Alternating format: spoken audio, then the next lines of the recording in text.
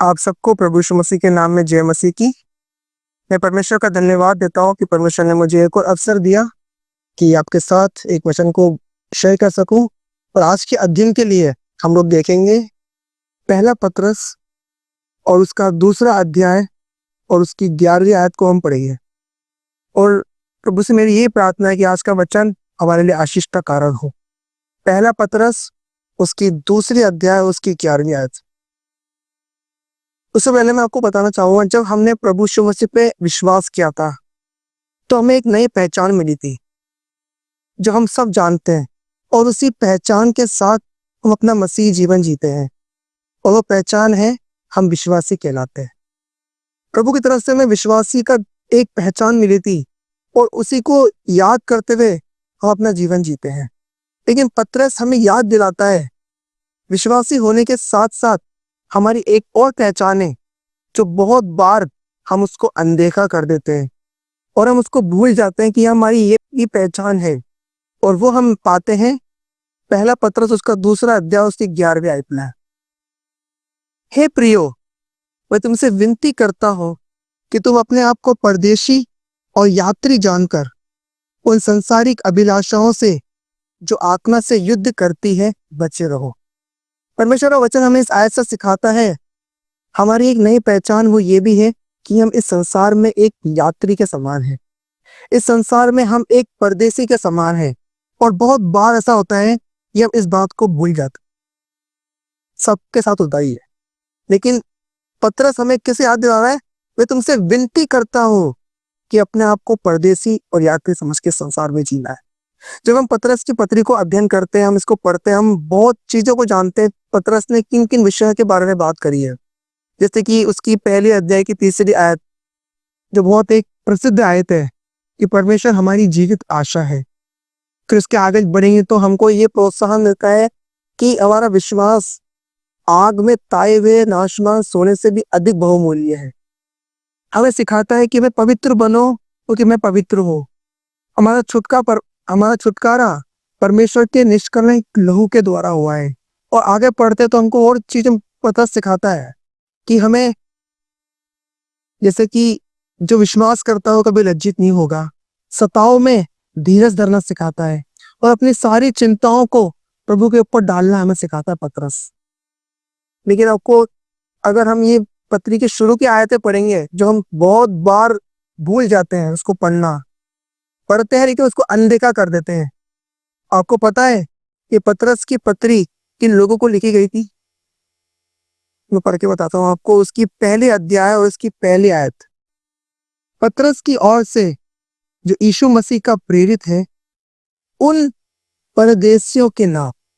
पतरस जो इन बातों को लिखता है ना कि मसीह में हमारी जीवित आशा है, विश्वास तुम्हारा सोने से भी बढ़कर बहुमूल्य है, पवित्र बनो, सताओं में धीरज धरो, अपनी सारी चिंता उस पर डाल दो। क्यों करना है ये और कब तक करना है?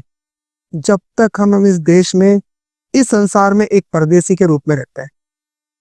मेरे भाइयों, उस समय पतरस ने उन यहूदियों को जो अलग अलग जगहों में जाकर तितर बितर होकर रहते थे उनको प्रोत्साहन दिया था। आज ये पत्री हमें सिखाती है कि मैं हमारा सांसारिक जीवन एक परदेसी के समान जीना है। बस जो काम प्रभु ने हमें दिया है, जो रिस्पॉन्सिबिलिटी प्रभु ने हमें दी है, उसको करके और अपना पूरा फोकस प्रभु पर रखें। बस जब हम ऐसा करेंगे ना, पतरस हमें ऐसा करने की क्यों बोलता है, उसका एक रीजन है, वो उसके बी पार्ट में पढ़ेंगे हम। उन सांसारिक अभिलाषाओं से जो आत्मा से युद्ध करती है बचे रहो। हमें अपने आप को परदेसी और हमें अपने आप को एक यात्री क्यों जानना है? ताकि हम उन सांसारिक अभिलाषाओं से बचे रहें जो आत्मा से युद्ध करती है। ऐसी अभिलाषाएं जो हमें परमेश्वर से बहुत दूर ले जा सकती है। हम देखेंगे जब हम याकूब की पत्री को पढ़ते हैं और उसके पहले अध्याय की 14वीं आयत को पढ़ते हैं हम, तो हमें पता लगा कि सांसारिक अभिलाषाएं कितनी खतरनाक होती है। जैसे कि हम सब जानते हैं परमेश्वर ने हमसे बेहद प्रेम किया है। बेहद मतलब उसकी कोई सीमा नहीं है। और रोमियो की पत्री में उसकी 8वीं आयत और 29 में हम ये पाते हैं कि हमें परमेश्वर के प्रेम से कोई भी अलग नहीं कर सकता। 39 में लिखा हुआ है, 38-39 में, कि हमें परमेश्वर के प्रेम से कोई भी अलग नहीं कर सकता। और ये बात शैतान भी जानता है कि वो हमें परमेश्वर के प्रेम से अलग नहीं कर सकता, लेकिन वो संसारिक अभिलाषाओं के द्वारा हमें उस प्रेम से विचलित कर सकता है। बस हमारा समय जो प्रभु ने हमें संसार में दिया है, वो उसके प्रेम के प्रति धन्यवादित ना रहकर उन संसारिक अभिलाषाओं में हमको बिजी करके वो उस प्रेम से हमें विचलित कर सकता है बस। और ये अभिलाषाएं कितनी खतरनाक होती है अभी हम देखेंगे। याकूब की पत्री उसका पहला अध्याय और उसकी 14वीं आयत में, परंतु प्रत्येक व्यक्ति अपनी ही अभिलाषा से खींचकर और उसमें फंसकर परीक्षा में पड़ता है।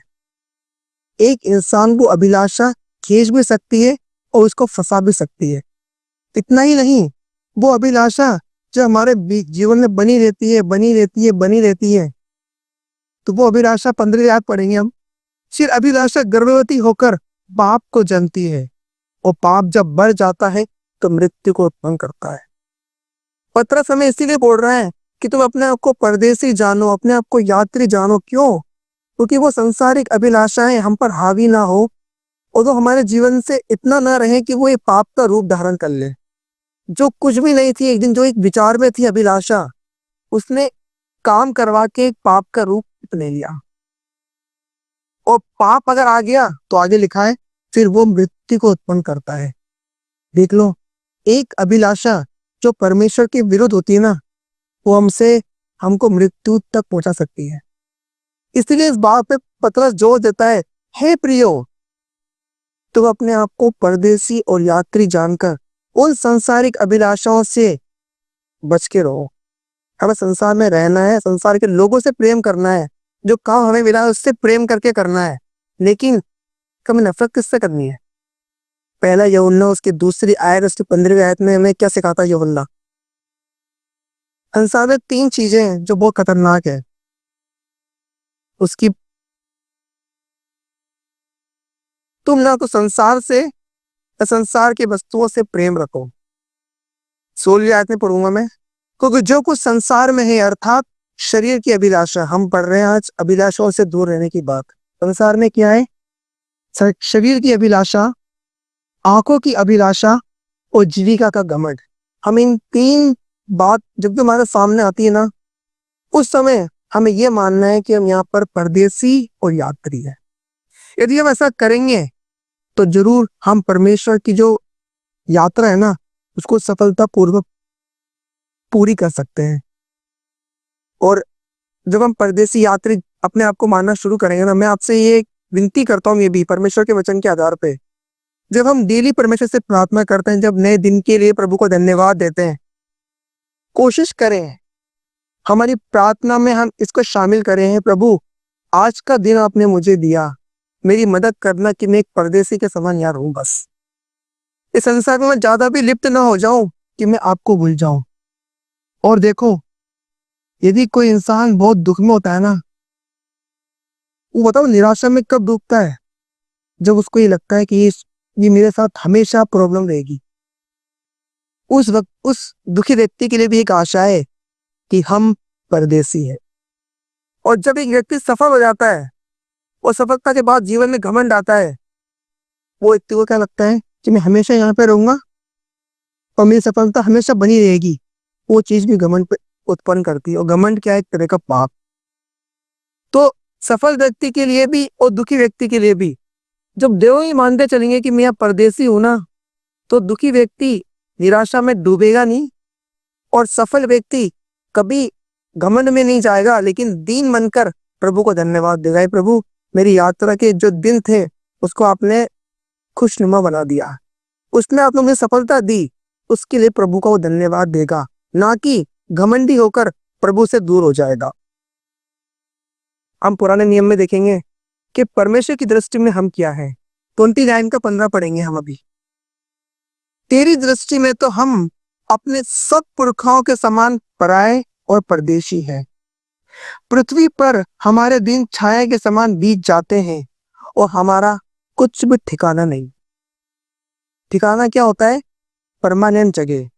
पौलुस हमें सिखाता है दूसरा कुरिन्थियों उसके 5वें अध्याय की शुरू में 1 से लेकर 5 आयत में, हमारा शरीर एक डेरा है, एक टेंट के समान है, कभी है कल फोल्ड करके पता भी नहीं लगेगा यहाँ कोई टेंट था भी या नहीं था। कोई टेंट लगाता है, कुछ दिन बाद जब टेंट हटा लेते हैं तो पता लगता है कि यहाँ टेंट था या नहीं था। कोई नहीं जज कर सकता। ऐसा हमारा जीवन है इस पृथ्वी पर। हम पराये हैं, परदेसी हैं, हमारा एक डेरा है, बस आज है कल डेरा हट गया। लेकिन हमारा ठिकाना कहाँ पर है? पौलुस बोलता है हमारा ठिकाना स्वर्ग में है। दूसरी कुरिन्थियों उसका 5वां अध्याय उसका 1 से लेकर 5 तक इसको आप पा सकते हो और इसको पढ़कर आप और प्रोत्साहन पा सकते हो। अभी हम देख रहे हैं परदेसी होने के बारे में। पतरस ने क्या सिखाया था हमें? हम परदेशी और यात्री हैं। दाऊद के मुंह से हम सुनते हैं कि हम परमेश्वर की दृष्टि में परदेसी हैं और पराये हैं। तो हमें क्या सोच के संसार में जीवन जीना है? जब हमारा यहाँ पे कुछ परदेसी ही है तो बहुत लिमिटेड चीजों में भी हम जी सकते हैं आराम से। और अभी हमें उदाहरण को देखेंगे जो हमें मदद करेगा हमारे जीवन को, एक वो हमारे लिए एक रोल मॉडल बन के आएगा इस प्रचार में कि कैसे एक सफल व्यक्ति ने और कैसे एक दुखी व्यक्ति ने इस संसार में परेशानियों का सामना किया और एक आदर्श परदेसी जीवन बिताया। वो हम पाते हैं उत्पत्ति में। जब हम उत्पत्ति की पुस्तक को पढ़ते हैं वहां पर यूसुफ का विवरण मिलता है। यूसुफ की कुल अवस्था, उसकी कुल आयु 110 वर्ष की थी। वो हम पाते हैं उत्पत्ति उसका 50वां अध्याय उसकी 26वीं आयत में। 110 वर्ष तक यूसुफ ने जीवन को जिया। और हम ये भी जानते हैं जब उसकी आयु 17 वर्ष की थी, गौर करना इस बात पे, जब उसकी आयु 17 वर्ष की थी तब उसके भाइयों ने उसको गड्ढे में डाल दिया था और उसको वहां से निकाल करके इश्माएलियों के हाथ में, जो मिस्र में जा रहे थे, उनके हाथ में उसको बेच दिया था। इसका मतलब क्या है?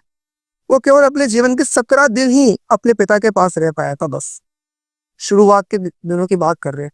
उन्हीं समय में वो सीख पाया था कि परमेश्वर कौन है, प्रतिज्ञा क्या थी, अब्राहम को परमेश्वर ने क्या दिया था और परमेश्वर हमें आगे क्या देने वाला है, उसकी क्या प्रतिज्ञा है।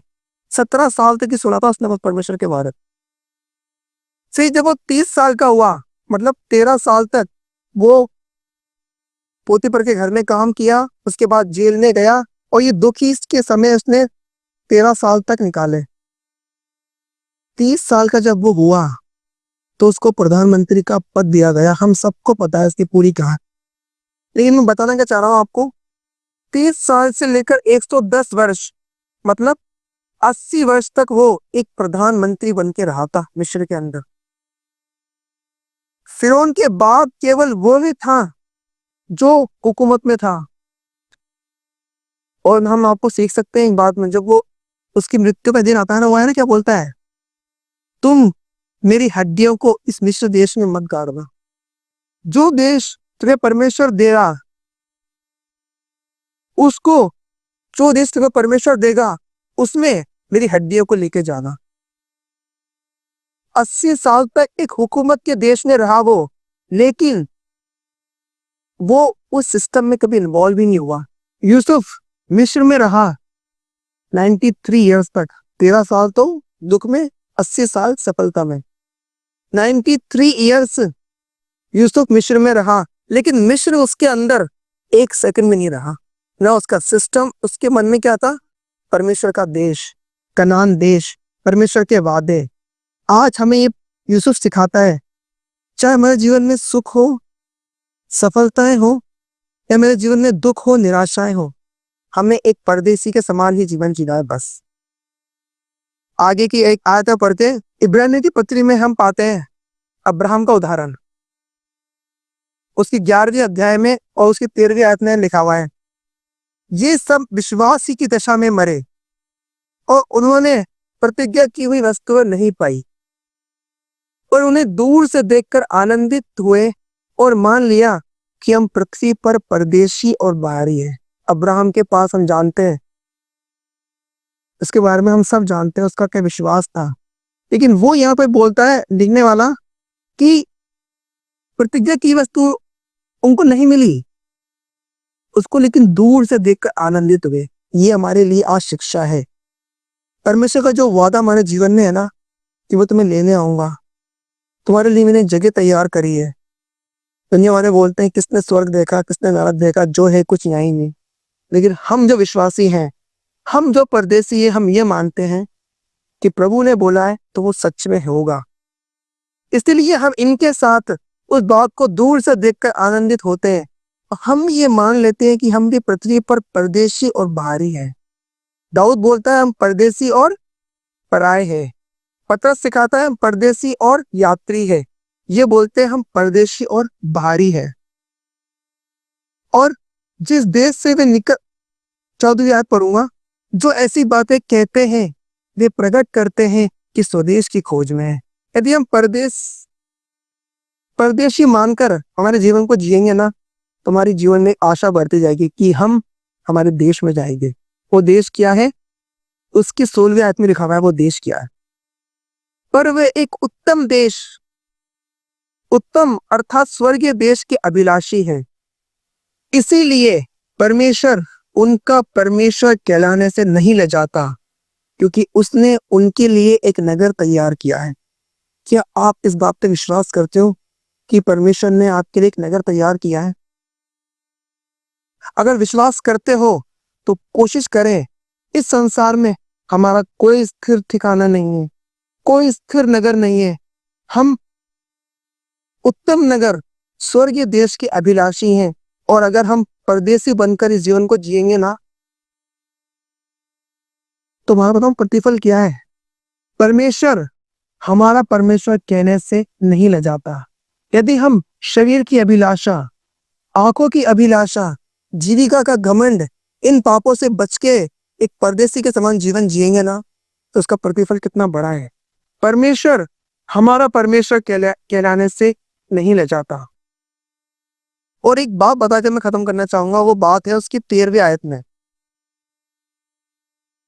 लू, हाबिल, अब्राहम, इसहाक, याकूब, इन सब का विवरण इसमें लिखा हुआ गया है।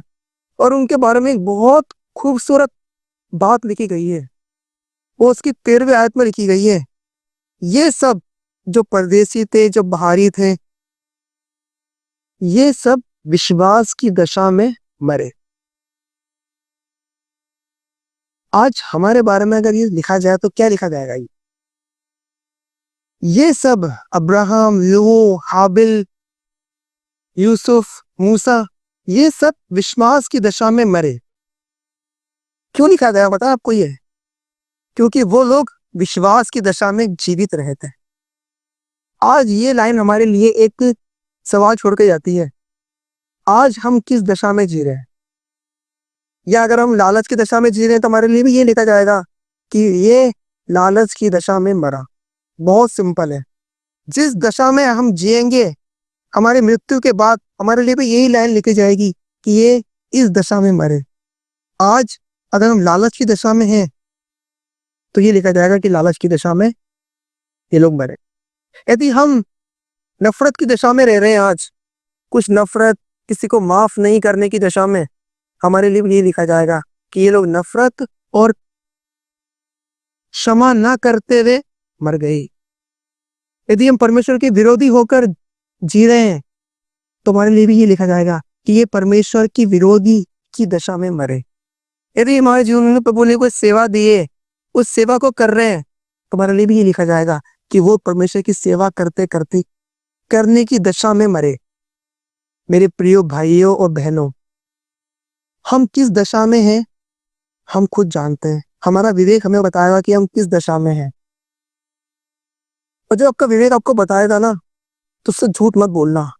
उस दशा को लेके परमेश्वर के पास जाना, वो आपकी दशा को बदलने में विश्वास योग्य और धर्मी है। आज प्रभु ने हमको एक अच्छा अवसर दिया है कि हम हमारी पुरानी दशा को छोड़ करके विश्वास की दशा में हमारा जीवन जिए। और ये वचन मैं विश्वास करता हूँ, मेरी प्रार्थना यही है, ये वचन उन लोगों तक पहुंचे जो ऐसी दशा में हैं। संसार भी बोलता है कि यहाँ से आने का कोई भी मौका नहीं है। उस दशा को भी मेरा परमेश्वर बदल सकता है। एक उदाहरण दूंगा मैं आपको इस दशा के बारे में। उराव पुत्र परमेश्वर का पिता का बेटा था, जो उसने अपनी संपत्ति मांग ली, अपना हक मांग के दूर चला गया। कुकर्म में उसने संपत्ति बिगाड़ दी, उड़ा दी। कुकर्म की दशा में उसने सब कुछ नाश कर दिया। कुकर्म की दशा में, गलत संगति की दशा में उसने अपना सब कुछ लुटा दिया। और उसके ऐसे दिन आ गए, खाने के लिए खाना नहीं था। उसको सुअरों के बीच में काम मिला था कि उनको खाना खिलाए, और उसको खाने के लिए कोई पूछता भी नहीं था। और ऐसे दिन भी देखे उसने कि जो खाना सुअर खा रहे हैं, वो उन फलियों से अपना पेट भरता था। वो ऐसी दशा में उसको पड़ गया था वो। लेकिन परमेश्वर का धन्यवाद हो, जो दया का धनी है, उसने उसको उस दशा में मरने नहीं दिया।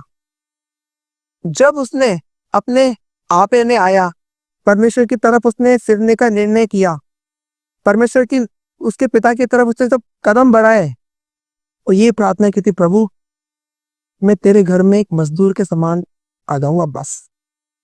लेकिन उसने सबसे अच्छा काम क्या करा? प्रभु की तरफ फिरा। वह पैदल चल के अपने नगर में जा रहा था, लेकिन पिता परमेश्वर दौड़ के उसको गले लगा रहा था। देखो, जितना हम अपनी दशा से निकलना चाहते हैं ना, उससे भी कहीं ज्यादा परमेश्वर हमें वहां से निकालना चाहता है। और उसकी एक ही इच्छा है, तो मेरी तरफ एक बार देख ले बस, मुझे सच्चे मन से पुकार ले। ये हमें सिखाता है कि उराव पुत्र उस नगर में पैदल जा रहा था, पिता दौड़ के आ रहा था। वो पूरा गंदा था, उसे बदबू आ रही थी, लेकिन पिता ने उसको गले लगाकर चूमा। आज हम जिस दशा में भी रहते हैं ना मेरे प्यारे भाइयों बहनों, प्रभु आपको उसी दशा में प्यार करता है। ना केवल इतना ही, वो सिर्फ एक मजदूर के बनने जा रहा था अपने घर में, मुझे रोटी मिल जाए एक टुकड़ा बस। उसको पिता ने बेटे जैसे स्वीकार किया। मेरे भाइयों मेरी बहनों, आज हम किस दशा में हैं, हमारे विवेक को जांचने दो। या हम लालच में हैं, या हम घमंड में हैं, या परमेश्वर के विरोधी होकर जीवन जी रहे हैं। अपने आप को जांच के परमेश्वर के पास जाओ। और हम एक आयत लिखिए, हमारे विनती से कहीं अधिक प्रभु आंसर दे सकता है। इफिसियों 3:20 में हमारे निवेदन, हमारी प्रार्थना से बढ़कर वो हमारे लिए कर सकता है। मेरे प्यारे भाइयों बहनों, हम आज जिस भी दशा में हैं, अपने आप को कठोर मत करो। प्रभु के पास जाओ, वो आपको आपकी दशा बदलकर एक अच्छी गवाही देगा। फिर हमारे बारे में लिखा जाएगा कि ये विश्वास की दशा में मरे, ये एक परदेसी और बाहरी समझकर उन सांसारिक अभिलाषाओं से बच अपने जीवन को जिया, और मैं इनका परमेश्वर कहलाने से नहीं लजाता। मेरे प्यारे भाइयों बहनों, इस वचन को आप, इन आयतों को आप दोबारा पढ़ना, और परमेश्वर का आत्मा आपको और अधिक इससे भी सिखाएगा। और एक अच्छी गवाही बनकर, एक अच्छा परदेसी बनकर, यूसुफ के समान, जो ये बोलता है कि मेरी हड्डियों को भी इस मिस्र में मत रहने देना। सफल व्यक्ति बोल रहा है एक। प्रभु हमारी मदद करे और हमको और अधिक एक परदेसी वाली मानसिकता के साथ जीने के लिए हमारी मदद करे। और मेरी प्रार्थना यही है, ये वचन हम सबके लिए, मेरे लिए भी और सुनने वाले मेरे भाइयों आपके लिए भी एक आशीष का कारण हो, और हमें परमेश्वर के ये और निकट ले जाए। और इतना ही नहीं, निकट ले जाए, एक अच्छी गवाही के साथ इस जीवन को जीने के लिए मदद करे प्रभु हमारी। क्या लिखा उनके बारे में? वो विश्वास की दशा में मरे। क्यों? क्योंकि वो विश्वास की दशा में जिए है। आइए हम प्रार्थना करें, प्रभु से प्रार्थना करें, प्रभु आज हम मेरी मदद करना, मैं भी एक परदेसी और बाहरी समझकर इस मानसिकता के साथ अपने जीवन को जीऊं। आइए हम प्रार्थना करें। और मैं आपको ये बोलूंगा, परमेश्वर के वचन के आधार पर मैं विनती करता हूं, हे प्रियो, अपने आप को परदेसी और यात्री जानकर उन सांसारिक अभिलाषाओं से बचे रहो जो आत्मा से युद्ध करती है। आइए हम प्रार्थना करें। दयालु पिता परमेश्वर, हम आपका धन्यवाद देते हैं आपके वचन के लिए। पिता परमेश्वर, हम पिता पापों में डूबे हुए थे पिता परमेश्वर, पाप अभिलाषाएं हमारे जीवन के पिता ऊपर हावी थी पिता परमेश्वर, लेकिन पिता आपके प्रेम ने हमें वहां से निकाला पिता परमेश्वर। हमें इस लायक बनाया पिता परमेश्वर की आपके वचन को दूसरों को तक पहुंचा सके पिता परमेश्वर। प्रभु ये केवल और केवल आपकी दया है, इसमें हमारा कोई भी योगदान नहीं है पिता परमेश्वर। पिता परमेश्वर मैं आपका धन्यवाद देता हूँ पिता इस वचन के लिए। आप हमारी मदद करना, सहायता करना पिता परमेश्वर, कि हम अपने आप को परदेसी समझ के संसार में जिए पिता परमेश्वर। ओ पिता परमेश्वर आपकी राहों पे चलते रहे पिता परमेश्वर, यही बात कर। इस संसार के सिस्टम, इस संसार की बातें हमारे ऊपर हावी ना हो पिता परमेश्वर। आपने हमारे लिए एक नगर तैयार किया है पिता, वहां हम हमेशा आपके साथ रहेंगे पिता परमेश्वर। इस उत्तम आशा के लिए पिता मैं आपका बहुत बहुत धन्यवाद देता हूँ पिता। जितनों ने वचन सुना है पिता परमेश्वर, आप उनके जीवन में आशीष देना पिता परमेश्वर, एक बदलाव देना पिता परमेश्वर। ये मेरी विनती है, ये मेरी प्रार्थना है पिता परमेश्वर। सारा आदर, सारी महिमा यीशु मसीह को देते हुए प्रभु यीशु मसीह को के नाम से मांगता हूँ। सुनो और कबूल करना पिता, आमीन। आप लोगों ने सुना, प्रभु आपको आशीष दे। Thank you.